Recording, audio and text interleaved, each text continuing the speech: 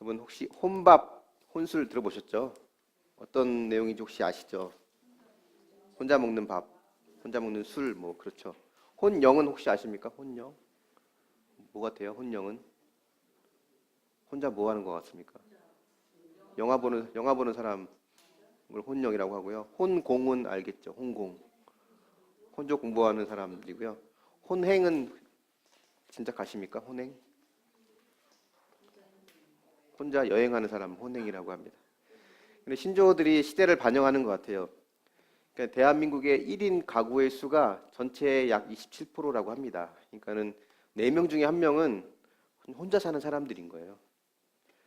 아마 앞으로도 이런 추세는 더 심해질 거라고 예상이 되고 거기에 맞춰서 뭐 TV 프로라든가 뭐 주거 스타일, 소비 스타일 이런 것들이 다 거기에 따라가지 않을까 생각이 돼요.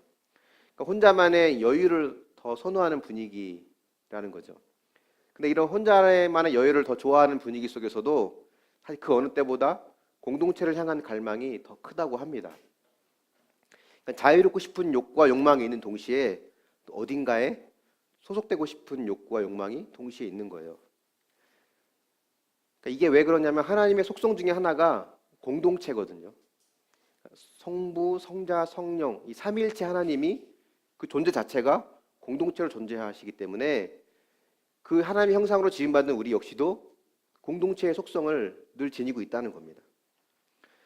그래서 야고보서를 오늘 마무리 짓는데 야고보서의 수신자가 누구였냐면 1장 1절에 보면 흩어져 있는 12지파라고 되어 있어요. 그러니까 그 당시에 극심한 박해와 핍박으로 이제 목숨을 지키고 신앙을 지키기 위해서 사람들이 뿔뿔이 흩어졌죠. 흩어진 그들에게 야고보가 마지막으로 제시한 해결책이 뭐냐면 바로 공동체라는 겁니다. 공동체가 이제 마지막 대안이다라고 얘기했을 때 그 당시 사람들은 그걸 받아들이기가 쉽지 않았을 거예요. 마치 오늘날 우리가 이 시대의 마지막 대안은 교회입니다 라고 세상 사람들에게 외쳤을 때 그들이 과연 뭐라고 반응할지 예상이 되지 않습니까? 뭐 우리끼리는 마지막 대안이 교회입니다 라고 그러면 맞습니다, 아멘 할 수 있지만 안 믿는 세상 사람들 앞에 이 시대의 대안은 교회입니다 라고 얘기했을 때 그들은 숭응할 수 없었을 거예요. 어쩌면 야고보가 이야기하는 그 공동체 안에서도 그런 문제가 있었습니다. 우리가 앞에서 본 것처럼 야고보가 이야기하는 공동체 속에 어떤 문제가 있었냐면 외모로 사람을 차별하고 아름다운 옷을 입고 금 가락지를 낀 사람은 좋은 자리에 앉히고 남루하게 옷을 입은 사람은 저 멀리 보내고 또 그런 자들에게는 말로만 따뜻하게 지내라, 배부르게 지내라, 행함이 없는 말로만 하는 죽은 믿음을 보여주고 서로 비방하고 비난하고 하나님 없이 부를 추구하는 그런 삶을 살아가는 이런 사람들로 가득 차 있는 공동체를 보면서 이 공동체가 마지막 대안이라고 얘기했을 때 야고보서를 읽는 사람들에게 있어서는 쉽게 납득이 가지 않았을 겁니다.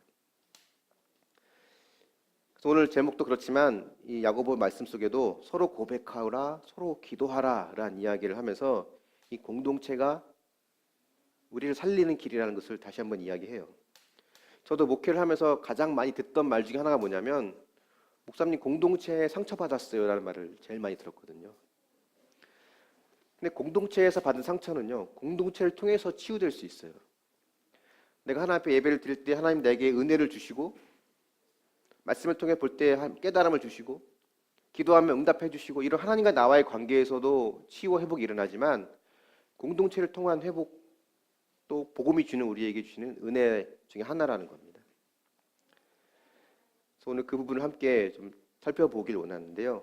이 야고보서는 우리가 늘 지금까지 살펴본 것처럼 계속해서 뭘 이야기하냐면 혀에 대해서 말에 대해서 이야기를 하고 있어요.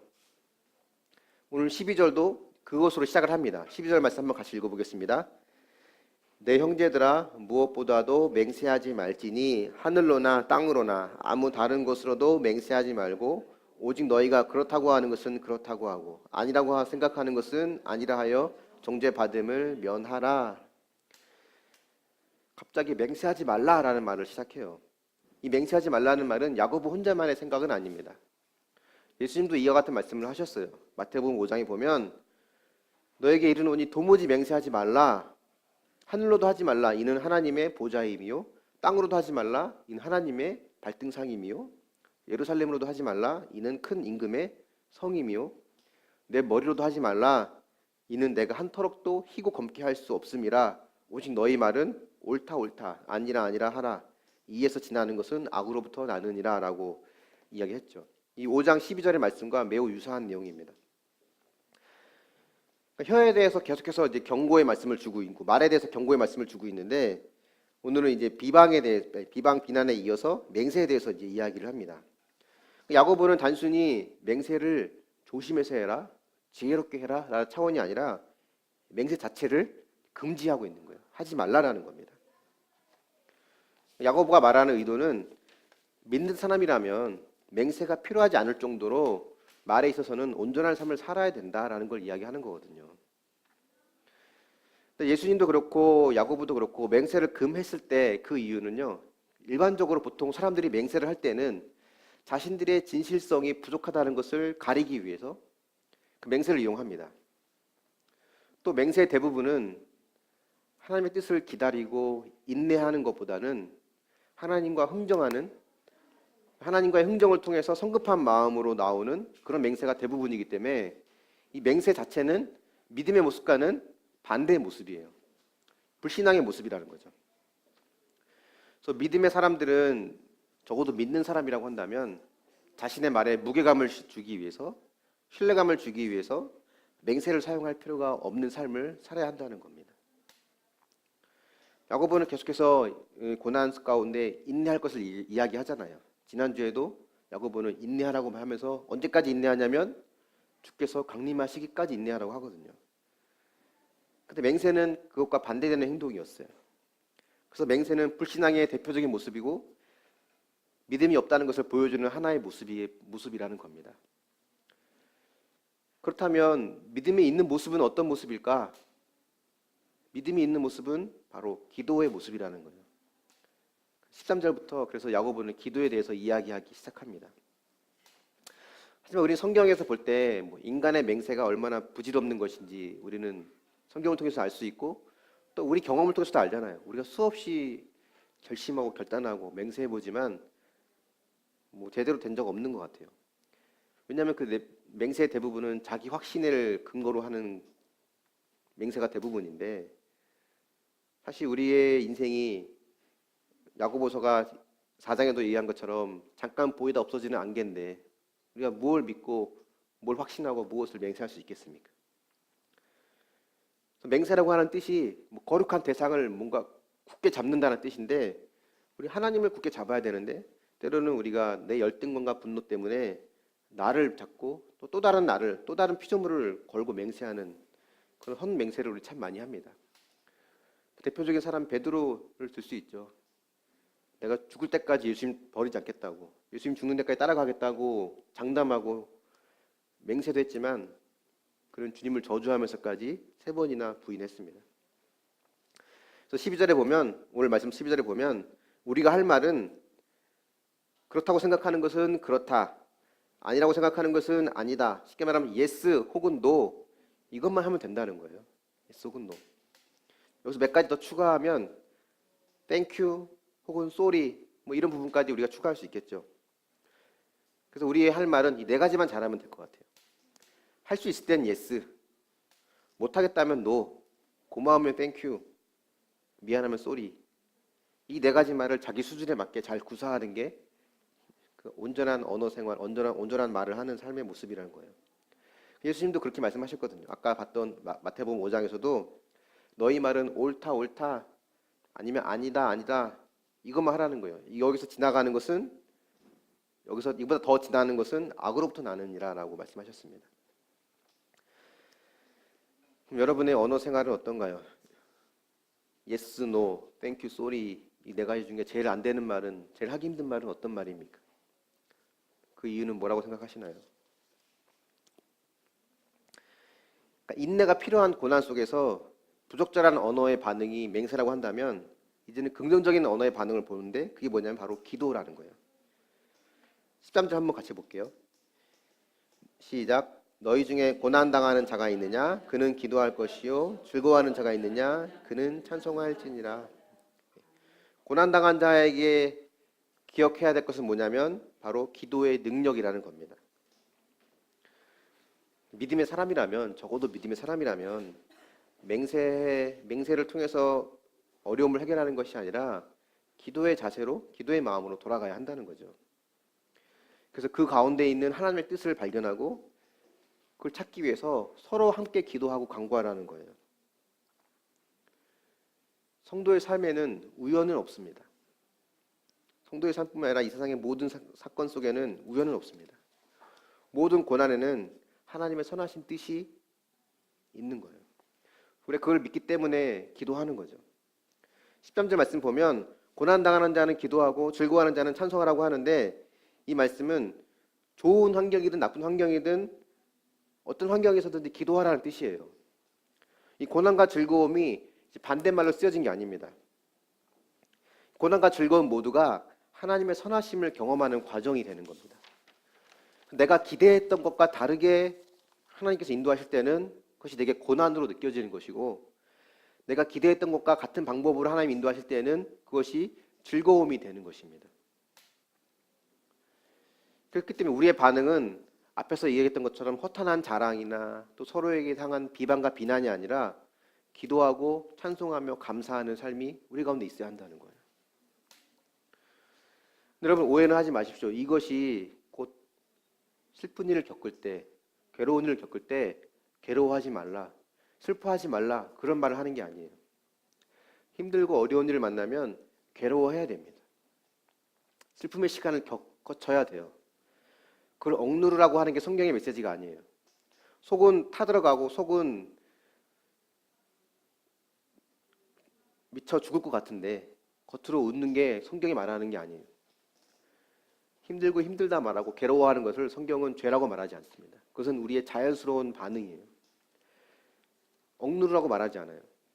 하지만 우리가 잊지 말아야 될 것은 하나님은 언제나 오르시고 신실하기 때문에 우리는 그 모든 일을 겪을 때마다 그것을 괴로움과 슬픔으로 그치는 것이 아니라, 또 그것이 허탄한 자랑이나 상대방을 향한 비방과 비난으로 그치는 것이 아니라, 그 괴로움 속에서 우리는 기도가 나오게 되고 또 즐거울 때 감사와 찬송이 나오게 된다는 거예요. 14절 15절에서 또 한 가지 의외의 이야기를 합니다. 14절 15절 같이 한번 읽어볼까요? 너희 중에 병든 자가 있느냐? 그는 교회의 장로들을 청할 것이요 그들은 주의 이름으로 기름을 바르며 그를 위하여 기도할지니라. 믿음의 기도는 병든 자를 구원하리니 주께서 그를 일으키시리라. 혹시 죄를 범하였을지라도 사하심을 받으리라. 14절에 보니까 병든 자가 있느냐? 그렇다면 기도해라 라고 하지 않고 교회 장로들을 불러라, 청하라 라고 이야기합니다. 신약에 나오는 장로는 목회자를 포함한 목회자 혹은 우리가 알고 있는 장로 모두를 말하는 거예요. 지도자를 말하는 거죠. 왜 병든 자가 있을 때 그 병든 자는 지도자를 부르라고 했을까요? 그들에게 특별한 기도의 능력이 있기 때문일까? 그들이 기도하면 왠지 응답이 빠르기 때문에? 여러분도 그렇게 생각하십니까? 내 기도보다는 왠지 목사님 기도는 더 좀 셀 것 같고 힘이 있을 것 같고, 쉽게 말하면 영빨이 있을 것 같고, 그렇게 생각하십니까? 목회자라고 하는 직분 자체가 그런 기도의 능력을 주지는 않더라고요. 저는 그런 경험 많이 했어요. 석수교에서 부격자로 있을 때 병원에 입원했다고 해서 가서 기도해주고 나면 그 다음날 중환자실에 입원한 경우도 많았고요. 중환자실에 입원해서 이제 그 중환자실은 면회 시간이 정해져 있으니까 그 짧은 시간 들어가서 기도하고 나와 했는데, 어떤 분은 중환자실을 못 나온 분도 있습니다. 왜 교회 장로 지도자들을 부르라고 했을까?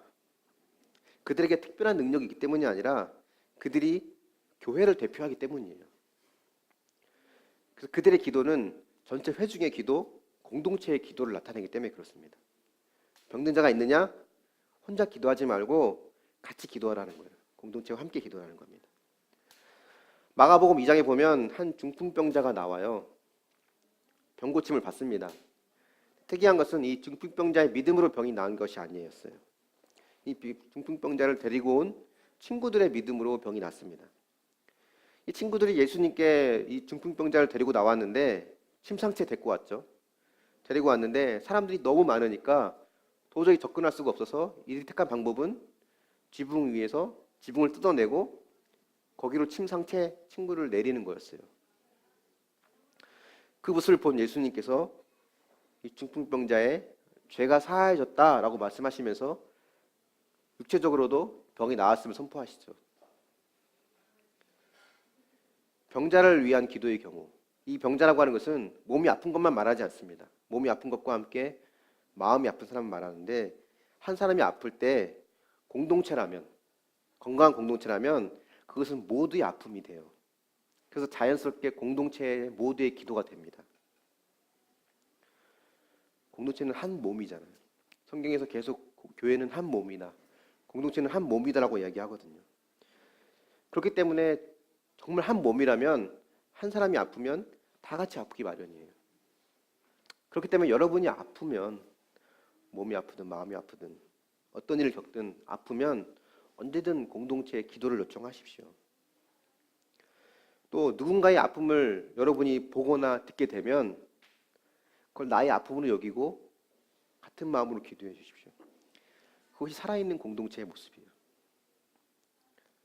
믿음이라고 하는 것은 공동체와 밀접한 관계가 있습니다. 함께 중보하고 그 앞에 죄를 고백하고 그 상처와 치유를 함께 상처를 낫고 회복하는 것을 함께 경험하는 이 공동체의 삶이 만약 여러분 삶 가운데 없었더라면 지금 여러분이 하고 있는 신앙생활은 아직 절반밖에 되지 않습니다. 내가 하나님 앞에 예배 드리고 기도 응답 받는 게 신앙생활 전부가 아니에요. 그래서 이런 기도에는 공동체적인 성질이 있기 때문에 기도받는 사람과 기도하는 모든 사람이 결국 그들의 믿음을 하나로 보십니다. 심지어는 죄는 이 사람이 졌는데 이 사람의 죄를 누군가가 중보하고 기도하면 그 사람의 죄 용서를 하나님께서 허락해 주시는 거예요. 죄를 용서해 준다는 거예요. 마가복음 2장의 한 중풍병자도 마찬가지였습니다. 친구들의 믿음을 보시고 예수님이 선포하신 것은 죄가 사해졌다는 거예요. 용서하셨다는 겁니다. 그것이 가능한 이유는 한 몸이기 때문에 그래요. 내가 회개한 기도지만 이 사람이 회개한 기도와 마찬가지로 하나님 보시기 때문에 병이 낫는 것뿐만이 아니라 그 사람의 죄의 용서까지도 하나님은 공동체를 통해서 하신다는 거예요. 또 장로들을 부르라고 하는 두 번째 이유가 있다면 뭐냐면 병이 들었을 때, 쉽게 말하면 아플 때가 바로 구원의 때이기 때문에 그렇습니다. 병 들었을 때는요, 나의 죄를 볼 수 있는 절호의 기회예요. 그래서 우리의 기도는 이 병 낫는 게 목적이 아니라 구원이 목적이 되는 기도를 해야 됩니다. 15절에도 보면 믿음의 기도는 병든 자를 고치리니가 아니라 병든 자를 구원하리니라고 말씀하거든요. 지난주에 말씀드린 것처럼 영적인 비만, 마음의 살을 빼는데 하나님께 사용하신 것이 고난이라고 말씀드렸어요. 육을 죽이고 영을 살리는 것은 육을 죽이는 것이 곧 영을 살리는 길인데, 하나님은 많은 경우에 육신의 고통을 통해서, 때론 마음의 고통을 통해서 나의 영을 살리길 원하십니다. 그래서 그런 일을 겪을 때마다 하나님께서 나를 거룩하게 하시기 위해서 지금 나와 함께 하시고 일하시는 중이구나, 그것을 깨닫고 공동체와 함께 그 아픔을 나눌 수 있는 그런 은혜가 저와 여러분 가운데 있기를 바랍니다. 여러분 아프신가요? 몸도 아프고 마음도 아픈가요? 어딘가 아플 때는 주님이 나를 만나주실 때임을 기억할 수 있길 바랍니다. 그래서 하나님의 때에 영과 육이 모두 회복되는 그런 은혜를 누릴 수 있기를 바랍니다. 5, 6년 전에 이제 여러분 다 아시는 저희 부모님 부도 사건이 있었을 때, 그 일이 터지자마자 저도 이제 교회 장로들을 청하는 마음으로 담임 목사님과 또 부교육자들에게 기도를 요청하고 상황을 이제 지켜보게 됐어요. 그 당시 어머니는 이제 분당에 있는 한 집에서 입주 파출부로 이제 일을 하기 시작하셨고, 아버지는 이제 목동에 있는 어느 아파트에서 전기실에서 일을 하셨기 때문에 계속 그 일을 하시면서 생활은 고시원에서 생활을 하셨습니다. 근데 그 일을 겪을 때 저도 참 당황스러웠거든요. 그 이유가 해결책이 보이지 않았어요. 부도 액수가 한 20억 되니까 갚을 수 있는 수가 도저히 생각이 나지 않았습니다. 부모님도 힘들어하셨고 처음에는 자살도 생각하셨죠. 나 하나 죽으면 다 해결된다고 하는 생각까지 가게 되니까 자살도 생각을 하셨어요. 근데 시간이 지나면서 부모님은 어머니대로 파출부하시면서 일을 하시면서 돈을 버시고 아버지는 아버지대로 일을 하시면서 이제 돈을 버시고 그러면서 이제 차츰차츰 채권자들에게 약간의 돈을 보내기 시작했습니다. 근데 이 일이 벌어지면서 저희 아내와 저의 기도 제목은 이 사건이 구원 사건이 되기를 기도했거든요. 어차피 돈 갚는 거는 불가능하다는 걸 이제 알고 어차피 터진 일, 이걸 통해서 부모님이 구원에 이른 사건이 되기를 원하는 마음으로 기도를 했는데 인간의 마음이 참 간사한 것 같아요. 처음에 힘들 때는 당장 하나님을 찾을 것 같았는데 부모님이 각자의 자리에서 또 살만하니까 돈을 벌고 또 고시원 생활을 하고 하는 것들이 살만하니까 또 그냥 그걸로 조심스럽게 무마되는 분위기가 돼서 좀 답답한 상황이 됐는데 하나님께서 결국 그 상황 속에서 제 아버지 몸을 치시더라고요. 간의 염증이 퍼져서 수술을 해야 한다는 것이었습니다. 그 간의 염증이 퍼졌기 때문에 수술하다 잘못하면 사망할 수도 있다라는 경고를 들었고 또 당시에 당뇨가 지금도 그렇지만 매우 심하시거든요. 그래서 지금도 하루에 식사하실 때마다 인슐린 주사를 이렇게 직접 이렇게 배에 꽂든지 어깨에 꽂든지 이렇게 항상 주사를 하루에 3번 이상씩 주사를 넣으세요. 그래서 당뇨 환자들의 합병증 중에 하나가 뭐냐면 다리로 옵니다. 심장과 다리가 멀기 때문에 혈액이 거기까지 가지 않으면 다리가 이제 썩거나 죽게 되거든요. 다리 통증이 굉장히 심하게 오면서 당뇨로 인한 거기 때문에 더 심해지면 절단할 수도 있다라는 이제 이야기를 의사로부터 들었어요. 수술을 앞두고 있는 상황, 동의서를 써야 되는 상황에 있어서 그 당시 센병원에 있었는데 센병원에 있으면 제가 아버지 휠체어에 앉히고 급히 이제 센병원에 있는 그 기도실로 제가 모시고 갔어요. 모시고 가서 이제 그 당시에는 이제 부모님도 아버지가 입원하게 되시면서 어머니도 병간호하기 위해서 일을 그만두셔야 되고 모든 수입이 끊긴 상황이었고 또 이제 자칫하다가는 사망할 수 있는 상황이 되니까 하나님을 찾게 되더라고요. 그래서 복음을 전하고 영접 기도를 제가 반강제로 시키고 막 이렇게 해서 그 계기로 신앙생활을 믿음 생활을 쭉 이제 하고 있습니다. 그래서 오늘 말씀에 나온 것처럼 믿음의 기도, 공동체의 기도가 병든 자를 구원하고 주께서 그를 일으키시리라 혹시 죄를 범하였을지라도 사하심을 받으리라고 했던 15절 말씀이 그대로 저희 삶 가운데 이루어졌다는 것을 저는 경험하게 됐습니다. 근데 이런 해피엔딩만 있는 것은 아니었어요. 제 동생이 피지에 살고 있을 때 어머님이 부도 사건 때문에 제 동생네는 한 1억 6천 정도 이제 돈을 날렸거든요. 그래서 이민 가서 살긴 살았는데 스트레스를 받았던 것 같아요. 거기서도 이제 어떤 빚을 갚아 나가면서 힘들었던 것 같습니다. 35살, 당시 35살이었는데 젊은 나이에 뇌출혈로 쓰러지게 됐어요. 국제전화로 그 전화를 받고 그때도 장로들을 청하는 마음으로 순장들과 이제 담임 목사님과 교육자들에게 또 기도 요청을 했습니다. 피지란 나라는 의료시설이 참 열악해서 뇌 쪽으로는 수술할 장비도 없고 의사도 없었어요. 그래서 일주일을 거기서 그냥 대책 없이 기다리다가 겨우겨우 대한항공에서 협조를 해주면서 겨우겨우 이제 침상체 이제 비행기를 타고 이제 국내로 들어왔습니다. 국내 들어왔지만 국내 들어와서도 한 일주일을 대책 없이 보내서 보름 정도를 쓰러진 뒤로 계속 있었고 이제 보름 후에 겨우겨우 수술을 했는데 수술이 건강하게 잘 됐어요. 잘 돼서 이제 지금은 직장 생활을 잘 하고 있습니다. 건대 입구역에서 일본식 라면집에서 이제 매니저로 일을 하고 있는데 후유증도 없이 잘 지내고 있어요. 후유증이 하나 있다면 이제 냄새를 못 맡는다는 거 하나 있는데 사는 데 지장이 없으니까. 근데 그렇지만 부모님처럼 구원 사건으로 이어지진 않더라고요. 신앙생활을 하진 않습니다. 저의 하나님께 더 기도하라는 뜻인가 보다라고 해서 제가 틈틈이 계속해서 기도하고 있는데, 저희 부모님처럼 병든 자를 구원하는 그 말씀이 그 인생 가운데도 이루어지기를 지금도 저는 기도하고 있습니다.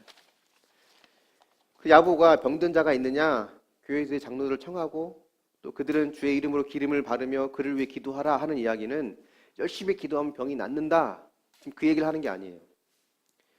그 병이 낫지 않으면 우리의 기도가 부족했다는 뜻인가? 병이 낫지 않으면 우리의 믿음이 부족해서인가? 그렇지 않거든요. 물론 그럴 수도 있지만 그렇지 않은 경우가 훨씬 많습니다. 하나님은 그 사건을 통해서 단순히 병이 낫길 원하시는 것이 아니라 그걸 통해서 구원을 이루고 싶어 하시는 겁니다. 구원을 위해서 병을 낫게 할 수도 있지만 구원을 위해서 때로는 병을 그냥 내버려 둘 수도 있다는 거예요. 이 부도 사건이 일어나기 직전까지 저희 부모님은 늘 하시던 일이 뭐였냐면 로또를 사는 것이었어요. 로또를 사서 당첨이 되면 한 번의 빚을 다 갚을 수 있다고 생각을 하셨거든요. 그때 당시에 저희 어머님은 시흥에 있는 시흥 장로교회라고 그 교회를 다니셨습니다. 늘 기도하는 마음으로 로또를 사셨을 거예요. 하나님이 최고의 응답은 로또가 되어서 한 번의 빚을 갚는 게 최고의 응답이 아니었습니다. 그렇게 빚을 갚았더라면 빚은 없을지 몰라도 영혼은 구원받지 못했을 거예요. 하나님이 주신 최고의 응답은 그 모든 사건이 다 부도로 이어지게 되고 지금도 부모님은 계속해서 빚을 갚아나가고 계십니다. 강원도 원주에서 700만 원짜리 전셋집에서 사시면서 빚을 갚아나가고 계세요.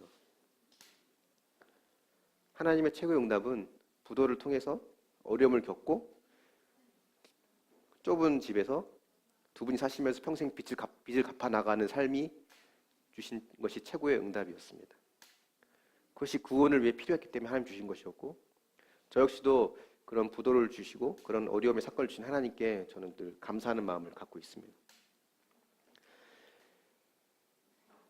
16절에 보면 같이 한번 읽어볼까요? 16절 시작. 그러므로 너희 죄를 서로 고백하며 병이 낫기를 위하여 서로 기도하라. 의인의 간구는 역사하는 힘이 큼이니라. 공동체 힘은 언제 나타나는가? 이거는 서로의 죄를 고백할 때 나타납니다. 야고보가 지적한 공동체 안에 죄가 있었어요.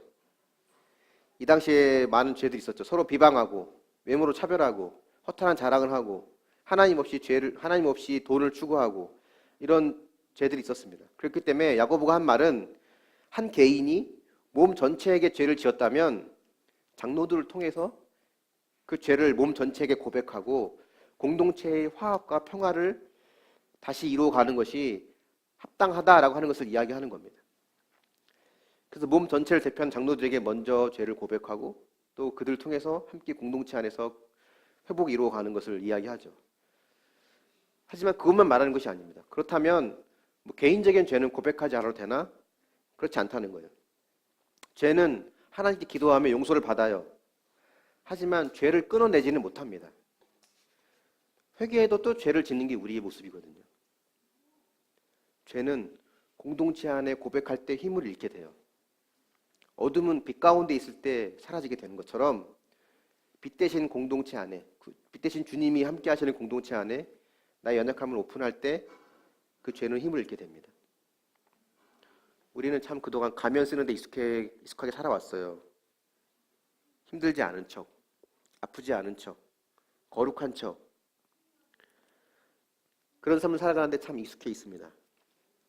하지만 공동체는 한 몸이기 때문에 누군가의 죄 고백을 들으면 함께 아파하고 또 품어주고 또 그의 비밀을 지켜주고 그 사람을 보호해주는 것, 이것이 공동체가 함께 서로를 위해 기도하는 모습이라는 거예요. 이렇게 기도하면 빨리 응답하지는 않는 것 같아요.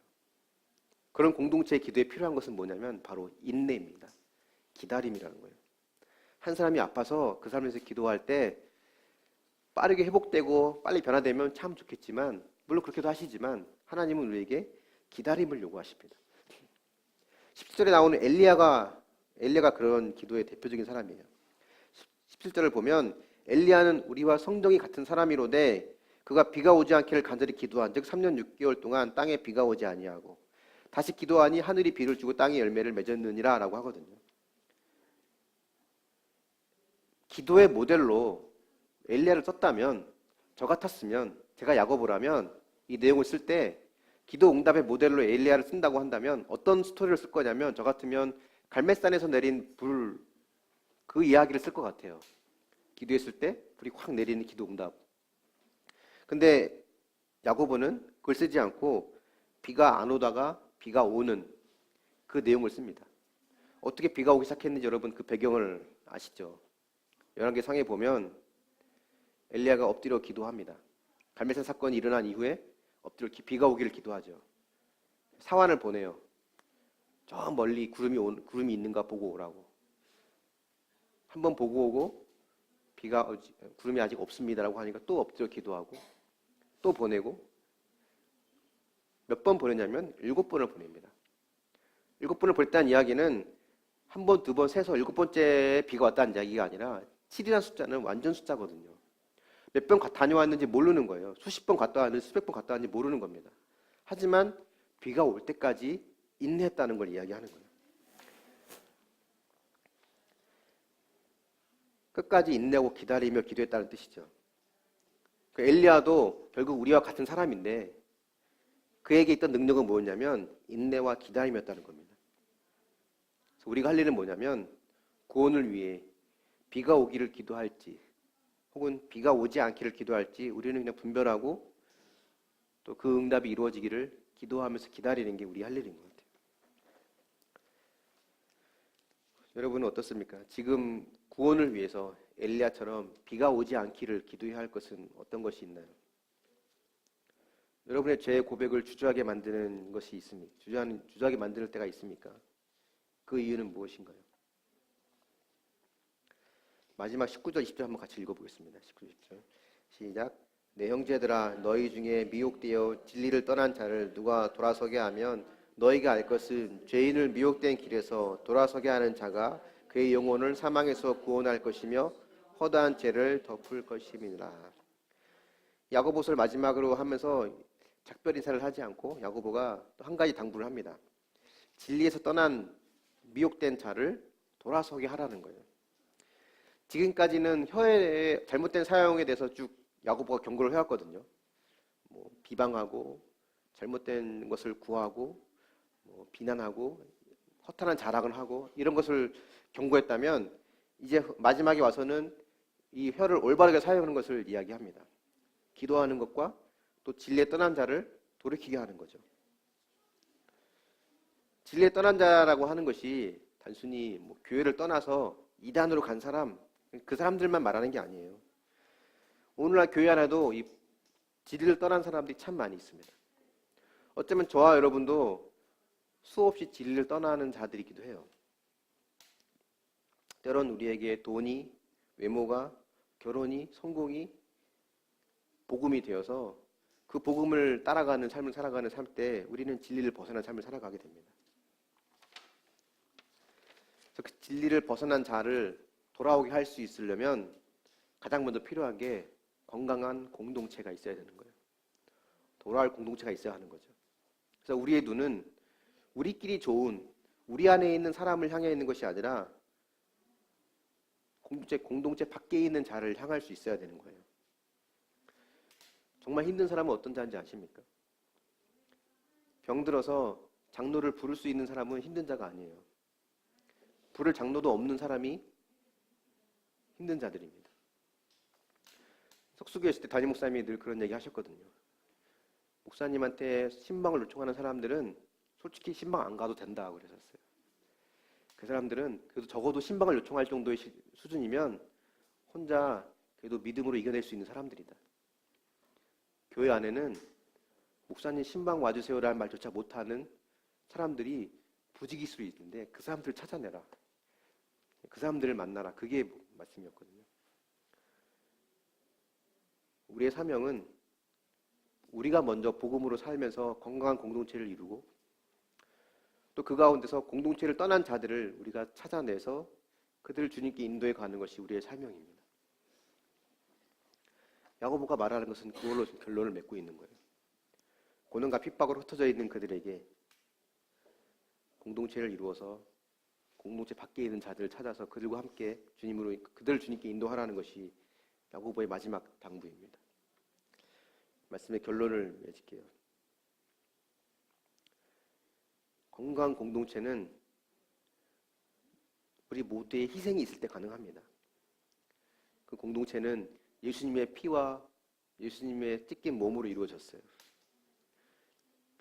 그리스도의 보혈로 이루어진 공동체는 죄를 고백할 때 그 죄를 이겨낼 수 있는 힘이 있습니다.